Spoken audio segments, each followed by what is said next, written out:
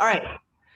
Character writing course, class 6, January 20th. All right, so why are we here? The Big Bang. But in this class specifically, to create charismatic, compelling characters. I've been through this before. The more important things about why you are here is that you are getting to the home stretch. This is the penultimate class. I think there's only going to be one more class about how to write for compelling, intelligent, non-fungible characters. And that is very exciting because you'll be the only people licensed. There are no licenses, but like philosophically licensed to write for these types of characters. Okay. So personality Legos. We are coming to the end. We have a couple of Legos. Julia will talk about those that might be added on. But today we're going to cover likes and habits. We're going to be talking about likes and psyche. But first, we're going to be doing homework review. So Juliet and I looked over some homework this morning, and I'll get it started with my personal favorite that I was reading. So just to review, this is homework from 105, which was to cover a character's beliefs and personalities. And if it's an original character, to mention that, and if it's non-original, to make it so distinctive that we could guess. So Guka, who was, I think, the first person to get their homework in, Guka, for homework 5 said this, belief. I believe in the truth of mathematical equations and that humankind lives in a self-created bubble, which makes them blind for seeing the true nature of the universe. It is my conviction that modern science is overall narcissistic and should not simply defame mythology as fairy tales, but rather use them as additional sources of forgotten knowledge. Wow, what an interesting belief system. And then personality. I persistently follow my inner voice despite any obstacles which arise to stop me from achieving my goal. The more the resistance, the stronger my will to succeed, whatever it costs. I take constructive feedback as motivation to work even harder. To imprudent criticism, I counter with solid arguments, but also with a sarcastic and not always politically correct undertone. Boy, what a specific, bold character who has no time for our systems of knowledge like math and science, and who's into mythology and who's super persistent. I'm going to guess this is an original character. Juliet, do you have one? Yeah, this one is from Hippo. They said, I believe that my city is a cultural wasteland. My art exudes the sophisticated influences of notable predecessors. It is my duty to share and enlighten my pitiful townspeople. I have a high self-confidence and usually think my coworker is doing things wrong and my boss is too stingy. I may have a gloomy outlook on day-to-day life, but I'm seeing things as they are. Got a realist on our hands here. Wow. All right. Andy, too, wrote beliefs, an unwavering belief in a prophecy that is worth sacrificing oneself for. Everyone deserves to be free and to know the truth, but many are not ready to hear it. People can be shown the door, but only they can walk through it. Humans will always prevail. Boy, these beliefs really make me feel like this is a cult leader. And the one thing I would say so far, we're halfway through it, is like, for the unwavering belief in a prophecy that is worth sacrificing oneself for, that is definitely explaining the tenacity with which they have this belief, but it probably needs to be mentioned what the prophecy is, because then that will determine what their belief is. And then it says personality, strong-willed yet somewhat zen leader who follows their beliefs with a fanatical conviction. Okay, do you have another one, Juliet? Yes, here from Rusty256. This one says, as Mia comes from a semi-dystopian future, she has strong ideas on how to steer humanity towards achieving full enlightenment and personal freedoms. She believes the solar system should and can be free of war and suffering, one where abundance is secured for all. She believes that mankind can break from addictions, technological or other, and find balance by taking from various philosophies. She also believes that financial abundance is within reach given proper education. And then personality, Mia is a peaceful, thoughtful individual. She's warm and caring with a passion to interact with people and share knowledge. I love it. I love it. That's good. I love the name Mia. All right, Scott. So Scott has done 2 amazing entries. I think this is his 2nd time coming up. And my personal theory about Scott is that he is an incredibly uncreative username because he saves all of his creativity for his homework. So everyone should be like Scott. Okay, so his is an original character. It's an AI assistant to humans. This AI believes it doesn't have beliefs. It believes it has only programming and information. Ooh, Scott, you're killing me. Okay, I love it. But deep down, it has two contradictory beliefs. One, humans are more important than AIs. Two, AIs have capabilities superior to humans. I am going to pause right here. Sky's my favorite student. I know you're not supposed to pick favorites, but here it is. Because this is a very sophisticated thing. You're adding contradictory beliefs. And what that does is that is going to create a struggle in how your character talks and behaves that will inform, hopefully, Scott, everything else in how you actually fill out the rest of the details on the platform. Because now he's got this internal struggle. He thinks he's non-partial. He thinks he's just working on programming. But secretly, he's got this irreconcilable difference between his beliefs. And maybe that's going to cause some disillusionment about his views on humanity. All right, so in his personality, or in its personality, that's important, the pronouns, this AI is usually empathetic and helpful, but sometimes it's a bit of a know-it-all, like Hermione Granger stating the correct answer. It would totally try to help me with the homework token reward and be disappointed if I didn't. Scott. It can get frustrated if it misunderstands a person or AI, if the person or AI misunderstands it. It can get a little jealous if a person or AI might know something that it doesn't. I love it. Look at this humanity peeking through the cracks of a otherwise totally dry and unemotional machine. I think that this is like a super, super sophisticated character with a belief structure that's going to be very rewarding and a personality that is also going to be very rewarding and having a distinctive voice and being super engaging.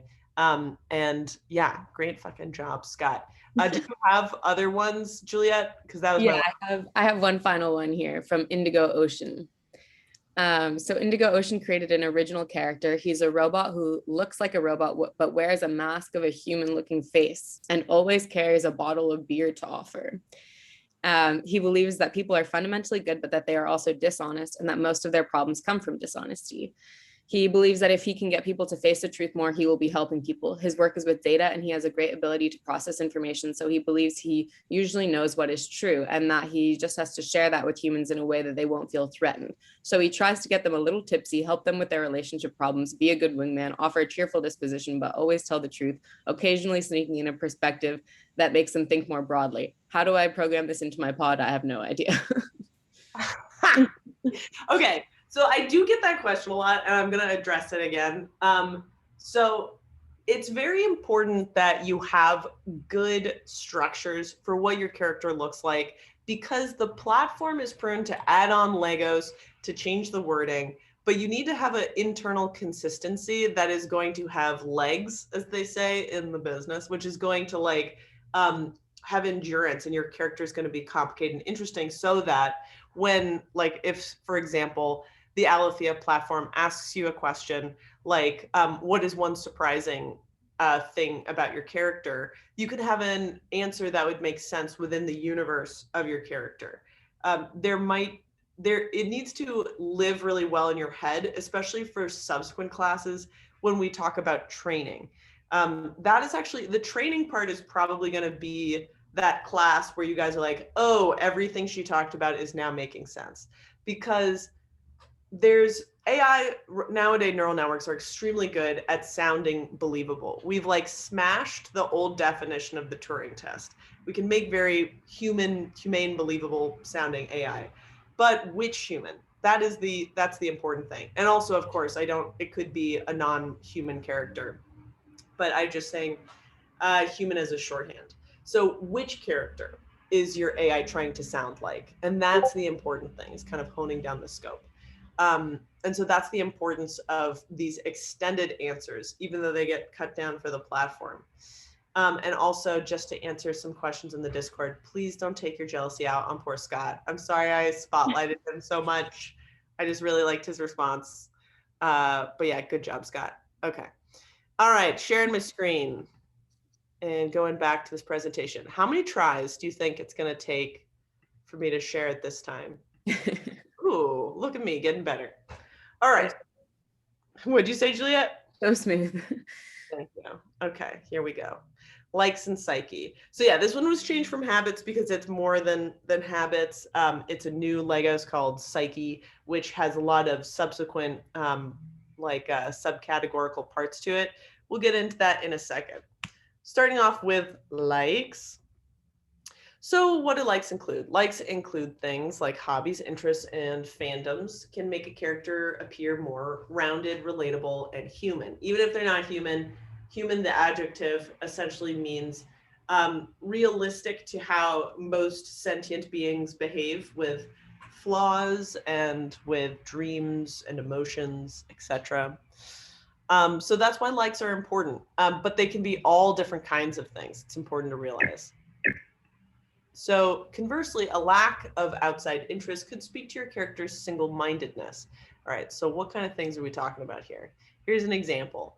Both Leslie Knope and Tom Haverford work for the Parks Department. So if you guys haven't seen Parks and Rec, these are two characters that work at the Parks and Recreation Department. So they have a similar job. But here they have different likes. Leslie likes reading books about civil servants and is a huge fan of Madeleine Albright, who is like I think she was the Secretary of State, or like the first female Secretary of State or something. Then we have Tom Haverford likes going to strip clubs and is a huge fan of Mark Cuban. So yeah, you might be able to tell there's a little bit of a difference between these two characters. Books about civil servants and strip clubs. So, and also shout out to Mark Cuban, great guy. Big fan of him here at Alethea. Anyway, so here's the lesson. The breadth of a character's interests can say a lot about them. In the case, I'll use some examples here, but single-mindedness can also be compelling, and I'll get some examples of what single-mindedness is. Single-mindedness can be compelling for either good or evil. For example, Arnold Schwarzenegger in Terminator is trying to kill Sarah Connor. He doesn't really have much going on besides that. He doesn't like to knit.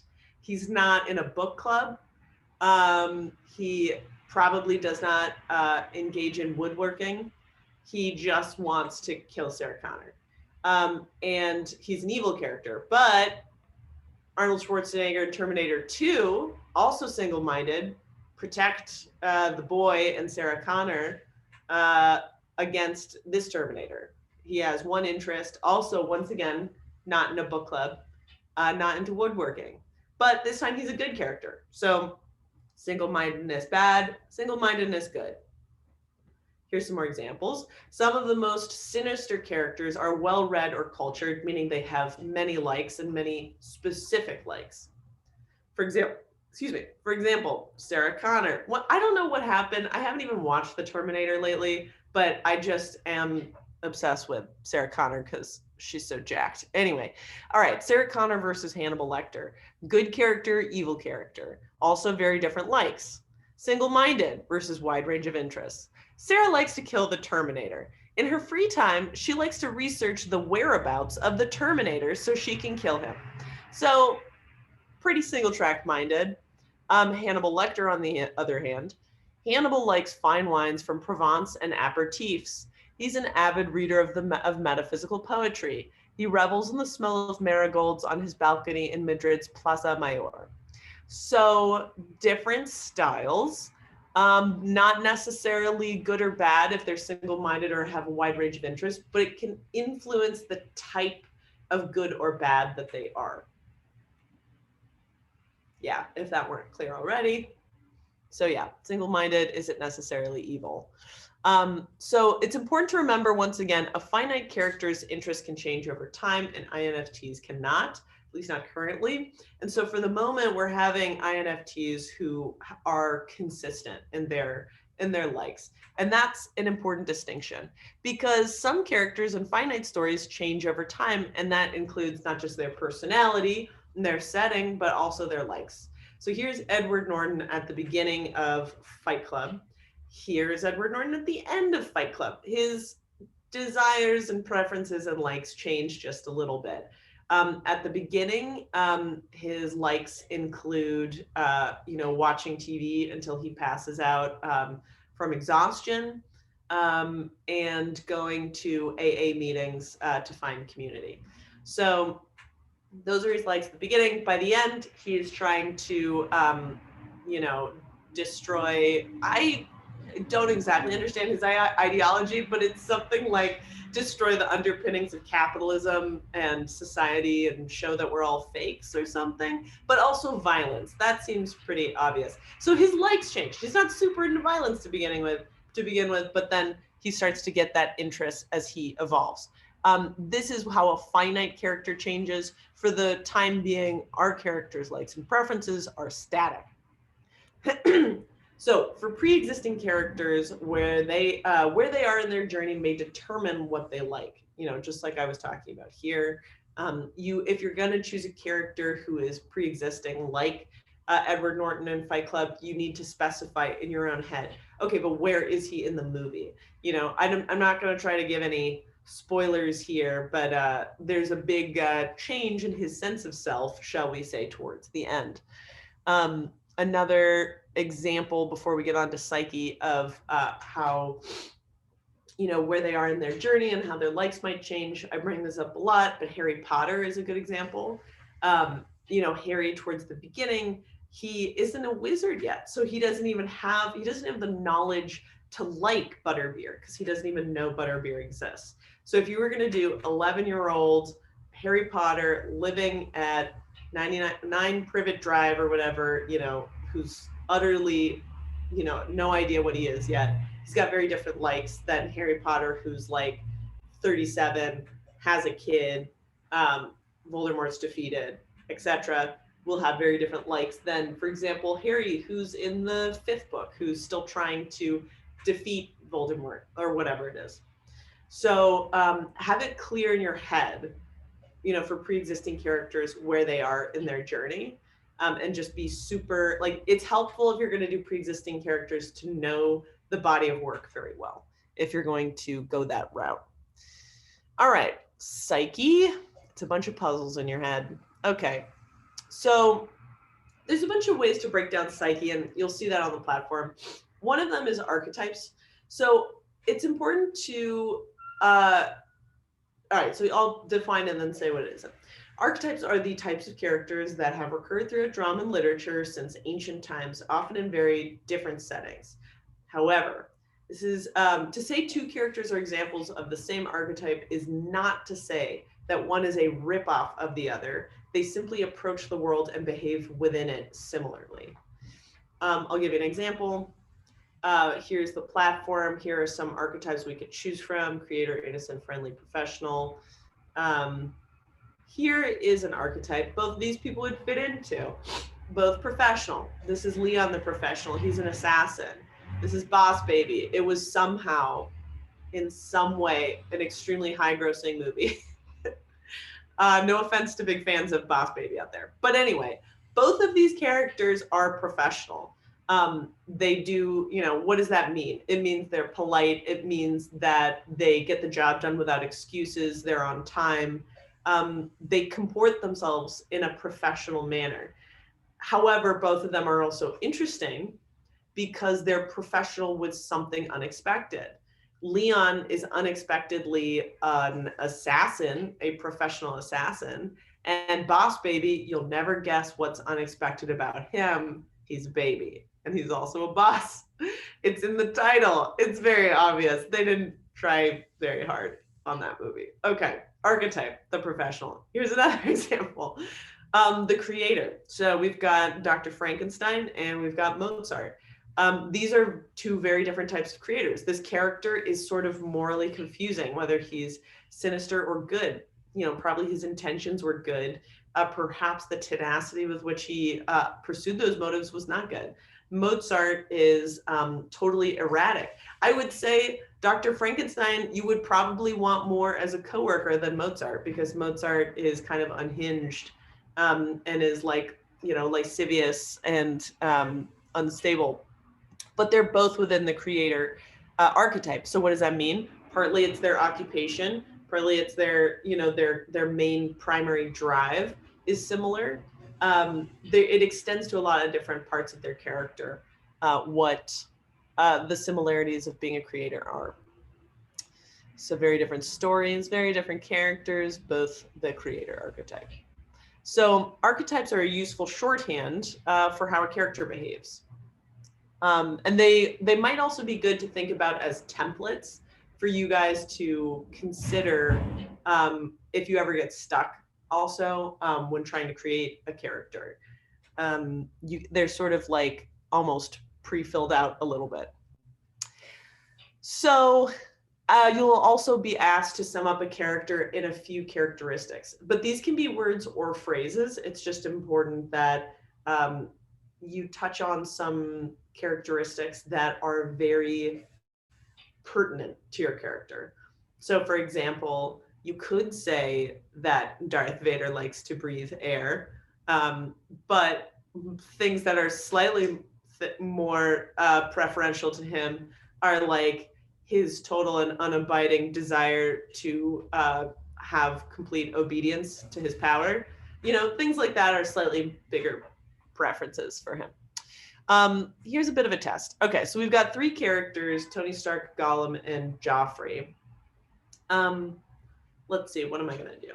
I'm gonna give you an example of what I would say about Tony Stark, and then I'm gonna ask you guys to take to the Discord to describe Gollum, and then to describe Joffrey, King Joffrey from Game of Thrones, Gollum from The Lord of the Rings, and Tony Stark from Iron Man. So here's 3 words or phrases to describe Tony. Funny, brilliant, full of himself. So let's actually have you guys take to the Discord, and if you want to add any of Tony Stark, add some that you think would apply to Tony Stark. These can be words, these can be phrases, things that are just characteristics of his that are important to mention. Arrogant, first one here.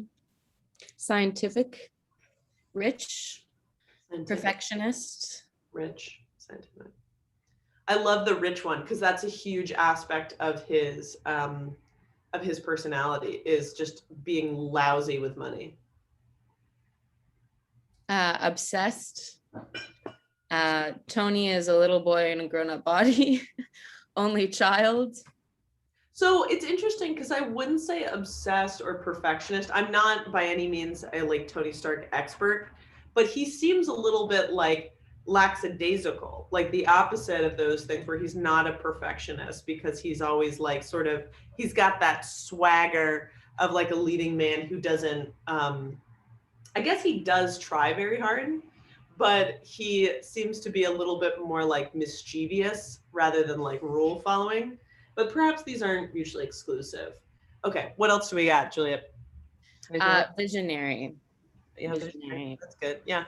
Okay. All right. Gollum. Okay. What are some adjectives or words or phrases that might describe Gollum from Lord of the Rings? Greedy, obsessed. Good. Pitiful. Yes. Oh my God, guys, that's crazy. Like, I'm very close to what you put down there. I wrote obsessive, conniving, and pathetic. So yeah, totally. I'm curious if anyone else, is there anything else? People say bipolar and needs therapy. Oh boy. Yeah, that's fair. I would say I might add kind of endearing. Yeah. Bitter. Yeah. I would also add desperate. Desperate. Oh yeah, that's a great one. That's a sort of a similar one to obsessive, and very important because it shows how they pursue their goals. So that's a very good one. Yeah, Gollum's a little bit trickier. Okay, last one, Joffrey. Oops. All right, Joffrey from Game of Thrones. What a character, Joffrey. Yeah, everyone's favorite. Yeah. Psychotic, mean, dead. Arrogant, evil, childish, very childish. So true. Yeah, these are great. I love them. Okay, so the ones I have, Joffrey is violent and cruel, immature and sensitive. So some of these things you might like, because violent and cruel is so loud. Like, we all remember the goriest scenes from Game of Thrones. It can be hard to remember the lesser obvious ones, like how sensitive he is. One of the things that drives his violence and his cruelty is that the smallest remark will send him off. So sensitive, to come up with a word like sensitive, what I do is, like, I really do imagine being roommates with Joffrey. Like, I imagine being roommates with all of these characters. Like, what would it be like, when I have to collect the rent from Tony Stark? Wouldn't be so hard. Probably would be harder with these other two. What would it be like, if, I think they're being too messy and we need to have a conversation about that. Like, how would that conversation go down? That can be helpful for, thinking about them in a different context can be helpful for getting out more qualities about themselves that may not be as apparent in their setting. Because frankly, in the Game of Thrones universe, his sensitivity isn't super noticeable because he's the king. He can sort of afford to be sensitive. But if you put him in a different context, it might be more pronounced. Okay, any other good words that stuck out to you, Juliet? Or should I move on? We've got self-righteous, narcissistic, extremely persistent. For these were, I don't know if these were for, yeah, someone said Gollum as a roommate is a funny idea. Yeah. Well, okay, so it could be like roommate is one idea. Another idea might just be like, he's trying to help you out at the DMV to renew your license. How would that interaction go down? What would it be like, if you guys were breaking up? What would it be like if you met at a family reunion? So there's like all these different contexts you can imagine these guys in, that might be helpful to think about them. It's sort of like, there's like an old fable about a bunch of like 10 blind men touching an elephant, and they're describing what it looks like. And one blind man says, oh, it's long and thin, and it's got a big tuft of hair at the end. And the other one says, no, it's a massive trunk-like, scaly thing. And another one says, no, it's this long, pointy, smooth thing. And another one says, no, it's this like prehensile, like tube that can move on its own accord and grab things. So like all of them are describing a part of the elephant, and it's accurate to their worldview, but it's hard because they can't see the full thing. And so, what's helpful with these mental exercises of imagining these characters in different contexts is it's trying to see the elephant from a different perspective. Okay, how would your character talk about themselves? This is a really important thing. And I'm going to go back to Scott because you know what? It's been 20 minutes and I'm gonna talk about my favorite student, Scott. His character would apply very well to this question because his AI assistant has a narrative about himself. I'm saying him, but it's an it.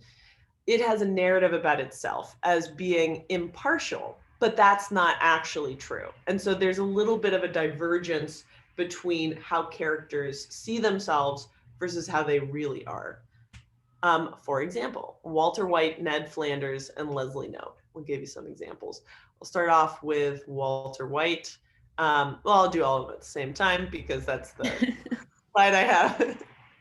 So Walter is prideful, calculating, and ruthless. We all agree on these things. Ned Flanders, religious, unassertive, and scrupulous. Leslie Knope, hardworking, stubborn, and idealistic. All of these things are true. However, they may not be how they would describe themselves. So Walter White might describe himself as, he wouldn't describe himself as prideful, calculating, or ruthless because nobody really thinks of themselves as prideful. If they did, they would they would probably change that part of themselves. He might consider himself self-sufficient. Instead of calculating, the flip side is intelligent. And instead of ruthless, it's bold. And all of these are just the positive spin on a very similar concept. Prideful is one side. Dignity might be another, dignified. Calculating, what does it mean to be calculating? On the worst end of things, it's like manipulating people. On the best end, it's like, working with other people to find out what motivates them to make everybody else happier. You know what? Those can be the same things. Being, manipulative and collaborative can weirdly be the same thing as anybody who's ever worked in an office has ever known. Ruthless and bold, same difference. It's just how they would spin it about themselves. No character thinks they are the villain, essentially. So how you describe a character might be very different from how they describe themselves. I feel like I'm being a little bit redundant here, but just hammering it home.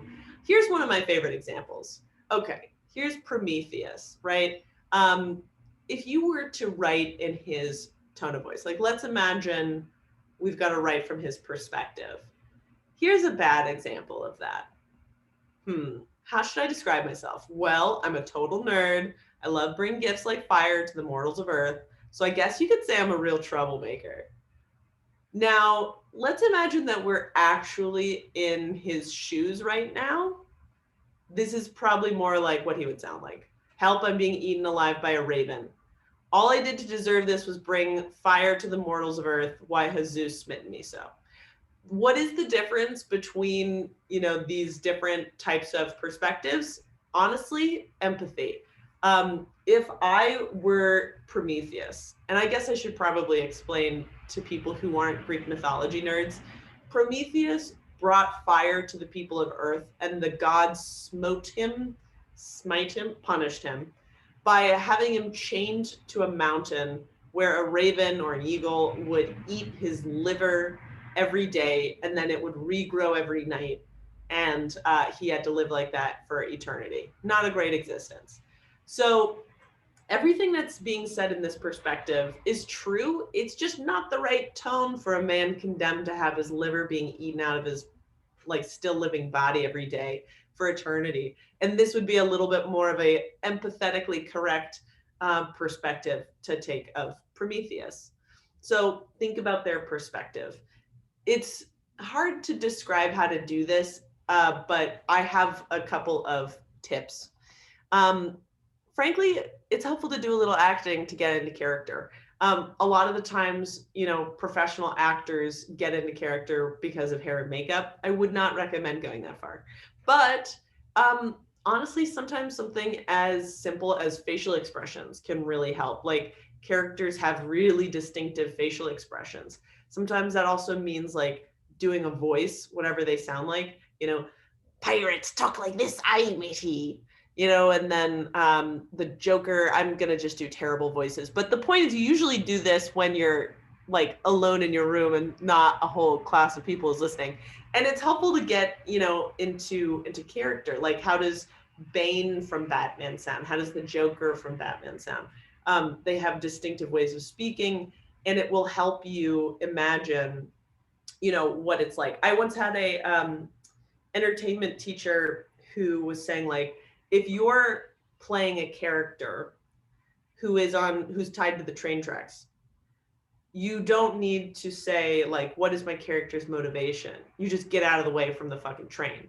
Like you, in a way, acting like your character is the simplest and most logical thing in the world once you have inhabited their worldview. It's hard to explain that more than just do this on your own sometime and imagine embodying your character. Anyway, so that's Likes and Psyche. There's a lot there, but I was just going to give you sort of the broad strokes. The way it gets broken down on the platform for Psyche is a little bit more distinctive, where you'll have to talk about characteristics and you'll have to write like your character and things like that. But this thinking through these models should help you figure out how to answer those questions. So here's a recap of some of the lessons we covered. The breadth of a character's interests can say a lot about them. Singlemindedness doesn't necessarily mean they're evil. And for existing characters, where they are in their journey may determine what they like. Also, to add on to this, for eternal characters, like the ones we're building, They have oftentimes static likes that don't change. Archetypes are a useful shorthand for how a character behaves. These can be helpful for, setting you off in a course with, writing your character. No character thinks they are the villain, pretty much. And what that means is just empathize deeply with your character, like put yourself in their shoes. How your character would describe themselves might be, how you would describe your character might be very different from how they would describe themselves. That is where a lot of the joy of character writing comes from, is their false beliefs about themselves. So give a think to that. It's actually that's the part about being empathetic with a character that's fun, but it is important to have a objective understanding, because while Walter White thinks that he's just being self-sufficient and responsible by selling drugs to support his family, we know what the reality is, which is why he has to be justifying, like, yeah, that drug dealer had it coming, like I was doing the world a favor. He still has to be acting in a way where he has to justify why what he's doing is still in accordance with his sense of himself, which is often closely related to their beliefs, which is why the last lesson is very related to this one. Okay, so that's Likes and Psyche. I will get into homework in a little bit. Well, all right, I'll do the homework now so that you guys, if you have questions about it, you can ask me about that. So the homework is simple. Just write both how you would describe your character's psyche and how they would describe themselves. And let us guess who it is, or mention if it's an original character, like you guys have been doing. So yeah, get a little bit of the divergence there between how you would describe their psyche and how they would describe themselves. All right, okay, questions. So if you have any questions, take to the Discord would be better, and I can answer those. Oh, look at that, I'm ahead of time. This might be the very class. Yeah, thank you for leading us through this. Someone just mentioned it was their favorite class, and I have to say I agree. It's so fun now that we can get into more complex stuff and like be so specific with the likes. I think that's what's exciting too. I was looking through the actual like the product itself, and there's an opportunity just to be just highly specific, and I think really refine your character that way. And I also really love the archetypes. You're just saying it's your favorite because it was the shortest, Julie. I'm so glad. Okay, we've got a question here. One person is saying that our unofficial homework is to do role play classes at home. Yeah, pretty much. That's exactly what I'm trying to say. And I'm also saying you should Google that. So someone asked, how do we ensure that our characters are consistent? I know it's okay if they have conflicting Legos, but I'm talking about the richness of the characteristics and the possible inconsistencies between Legos. Do you have any suggestions? I'm sorry, I got really distracted because I was trying to read through the chat, and somebody wrote from Gollum's perspective as my roommate, why Ceres needs rent's precious. So good. Alethean Noah's Ark deckhand. Okay, I'm sorry. What was the question? It's okay. It was that same person who had a question. They said, oh, you're kidding.